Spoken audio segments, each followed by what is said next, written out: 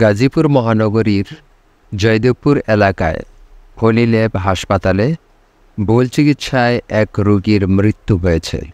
এ ঘটনার পর হাসপাতাল থেকে পালিয়েছে কর্তৃপক্ষ।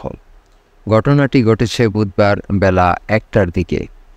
নিহত হলেন রাঙামাটি জেলার লংগদু থানার আমির হামজার স্ত্রী আসিয়া খাতুন। তারা স্বামী স্ত্রী গাজীপুর মহানগরীর বুগরা এলাকায় বাসা ভাড়া নিয়ে বসবাস করতেন। আমার ওয়াইফের টাকা মারে ফেলাইছে, উল্টাপাল্টা সুইটা তারা মারে ফেলাইছে। আমার ওয়াইফের উল্টাপাল্টা সুইটা মারে ফেলাইছে। করার সময় আমার ওয়াইফ আমার সাথে কথা বলতেছে, এই অবস্থায় তারা একটা সুই দিলে মুখ দিয়ে ফেনা বাইরে আমার স্ত্রী।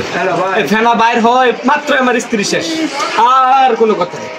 ওরা অনেক চেষ্টা করছে, ওরা বুকে চাপছে, অনেক কিছু করছে, ওরা আর জ্ঞান ফিরাতে পারে না। ওরা আমার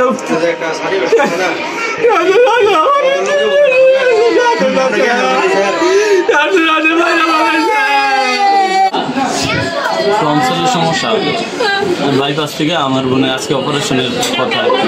12টার দিকে আপনার নিয়ে আসছি, আসার পরে 12টার দিকে নিয়ে আসছি। আসার পরে আমার বোনে আমার ফোন দিয়ে বলতেছে যে ভাই তুই আসা যা, আমার সিরিয়াল কত ফার্স্ট সিরিয়াল আমার অপারেশন। এই পর্যন্ত আসার পরে দিয়ে আমার বোন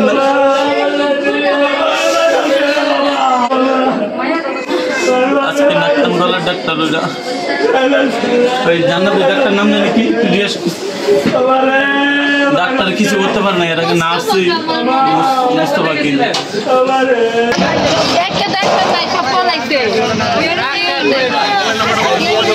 হাসপাতাল কর্তৃপক্ষের কোনো বক্তব্য পাওয়া যায়নি।